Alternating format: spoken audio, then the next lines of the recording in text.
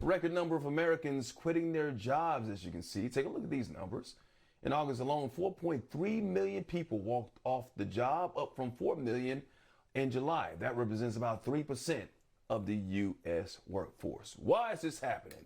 This is President Biden hopes to pass this Build Back Better plan, and low-wage workers say that's much needed. Our D.C. correspondent Bofta Yimam joins us once again this morning. Both the two different Americas. We got, of course, the rich, we got the poor. Really not the middle class anymore.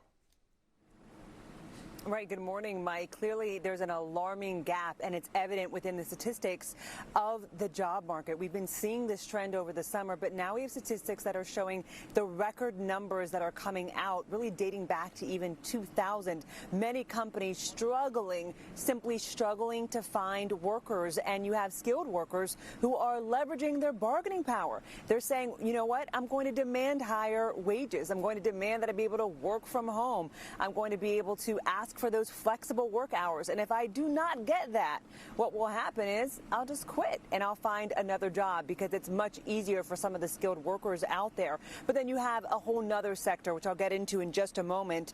Many workers, again, not afraid to quit. Others totally different. Here's what a new report highlighted. A record 4.3 million people quit their jobs in August. That's an uptick of 242,000 from July. Workers quitting food services, wholesale trade, and education. That's all according to a jobs opening and labor turnover report. Now, we know, again, everyone doesn't have the luxury to get up and quit their job. Just yesterday, leaders of the Poor People's Campaign met with senior advisors in the White House. They stood on the Capitol steps with essential low-wage workers representing the 140 million who were poor or low income before COVID-19. They highlighted gig workers like Faith Lee, a DoorDash driver from Maryland, and Marcela Ramirez, a produce packer from Philadelphia.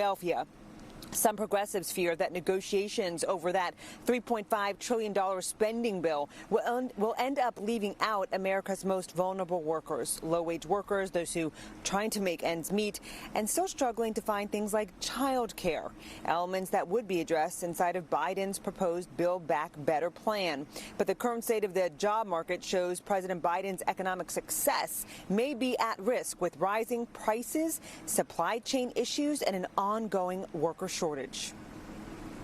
Ultimately, the president's focus is addressing the needs, the challenges, and the threats to the American people to their well-being, to their economic well-being, and he'll consider a range of options.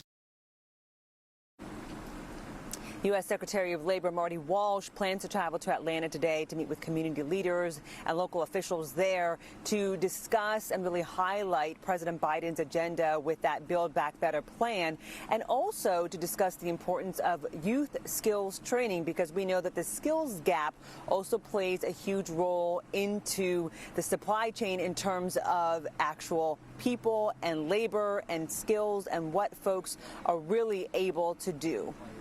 Mike. Yeah, we know in D.C. they're trying really hard to get that bill passed. Also, raising the minimum wage would actually help a lot, get a lot of people back to work. Both the Imam on the job for us this morning. We'll check back in with you a little bit later on this morning.